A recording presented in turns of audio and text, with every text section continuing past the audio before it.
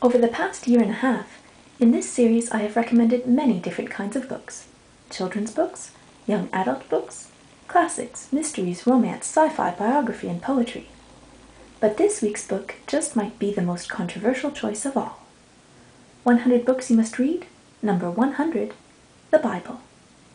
Whether you wish to use it as a moral and spiritual guide or not, the Bible is still a great work of literature. It contains sublime lyricism. Many waters themselves are not able to extinguish love, nor can rivers themselves wash it away. It also contains what is probably the world's first recorded poetry, Adam's rapturous effusion on seeing his wife Eve.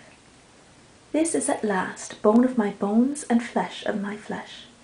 This one will be called woman, because from man this one was taken. It has many pithy axioms. There is such a thing as a man whose jabber is like sword stabs, but wise men's tongue is healing. Worry weighs a man down. A kind word cheers him up. Walk with the wise and be wise. Mix with the stupid and be misled. Reading the Bible helps you understand references in books by classic authors who mention characters like Cain and Abel, David and Bathsheba, Samson and Delilah. The Bible is the best-selling book ever. It is available, in whole or in part, in over 2,100 languages. But it rarely gets put on bestseller lists. That seems unfair.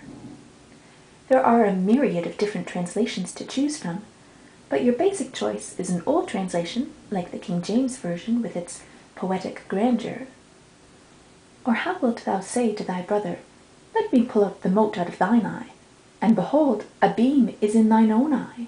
Thou hypocrite, first cast out the beam out of thine own eye, and then shalt thou see clearly to cast out the mote out of thy brother's eye. Or a modern translation with cleaner, more understandable prose. How dare you say to your brother, Please let me take that speck out of your eye, when you have a log in your own eye. You hypocrite, take the log out of your own eye first, and then you will be able to see and take the speck out of your brother's eye.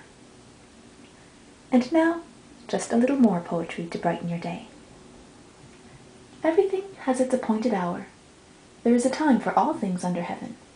A time for birth, a time for death, a time to plant, and a time to uproot, a time to kill, a time to heal, a time to break down, and a time to build, a time to cry, a time to laugh, a time to mourn, a time to dance, a time to scatter and a time to gather, a time to embrace, a time to refrain, a time to seek, a time to lose, a time to keep, a time to throw away, a time to tear, a time to sow, a time for silence and a time for speech, a time for love, a time for hate, a time for war, a time for peace.